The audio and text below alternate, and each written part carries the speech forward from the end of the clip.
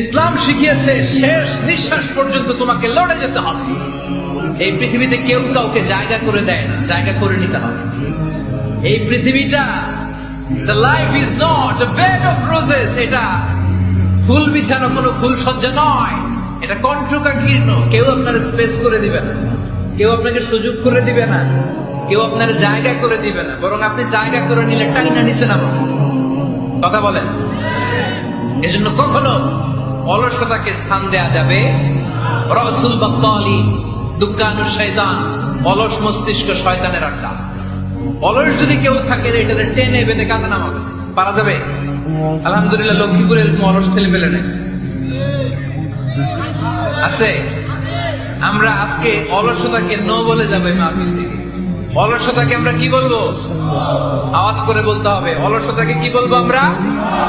মুমিনের জীবনে কোনো অলসতা নেই। অলস হয় মুনাফিকরা। কাজ করে খেতাও, কাজে লজ্জা নেই। লজ্জা হচ্ছে অলসতায়। লজ্জা কিসে? আজকের আলোচনা থেকে এটা মুখস্থ করে নিতে হবে। কাজে লজ্জা নেই। লক্ষ্মীপুরের ইয়াংস্টারেরা শ্রমে লজ্জা নেই, পরিশ্রমে লজ্জা নেই, লজ্জা অলসতায়। লজ্জা কিসে? আরো জোরে। নবীরা কি এমনি এমনি বসে বসে খাইছে?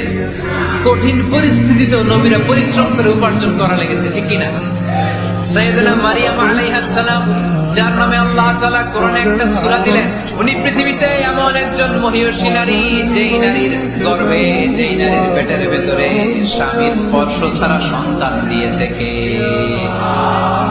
সাইয়েদনা ঈসা আলাইহিস সালাম পেটে আসলেন, মারিয়াম আলাইহিস সালাম লজ্জা পেলেন। হায় হায়, কেমন করে এলাকাবাসীদের কাছে আমি আমার মুখ দেখাবো? বিয়ে হয় নাই, স্বামী নাই, কিন্তু পেটে সন্তান চলে এসেছে। হায় হায়, এলাকায় কেমনে মুখ দেখাবো? লজ্জায় পড়ে মারিয়াম আলাইহিস সালাম এলাকা থেকে চলে গেলেন। কি অবাক করা কাণ্ড! বাচ্চা ভূমিষ্ঠ হওয়ার জন্য, বড় হওয়ার জন্য 6 মাস 7 মাস লাগে নাই। পেটে বাচ্চা আসার সাথে সাথে বাচ্চাটারে বড় করে দিয়েছে কে?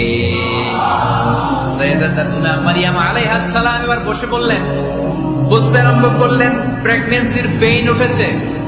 হঠাৎ করে পেট থেকে বাচ্চা ভূমিষ্ঠ হয়ে যাওয়ার পরে উনি কাঁপতে আরম্ভ করলেন। ক্ষুধার চোটে খাবার কিছু নাই, সামনে ঝরনা, উপরে একটা খেজুর গাছ।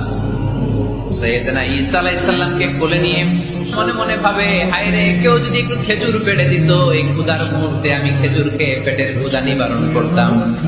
রব্বুল আলামিন মারিয়ামকে উদ্দেশ্য করে আয়াত নাযিল করে দিলেন, ওয়া হুজ্জি ইলাইকি বিজিদঈন নাখলাতি তুসাকিত আলাইকি রাতাবান জানিয়া।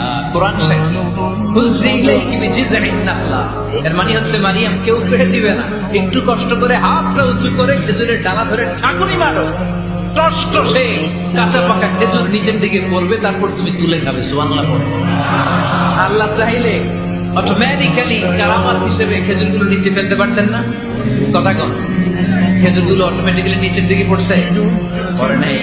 আল্লাহ শিক্ষা দিয়েছে, যেই পরিস্থিতিতে থাকো না কেন, তোমাকে শ্রম ব্যয় করে, কষ্ট করে তোমার উপার্জন করতে হবে, রিজিকের বন্দোবস্ত করতে হবে। চিল্লায় বলেন ঠিক কিনা?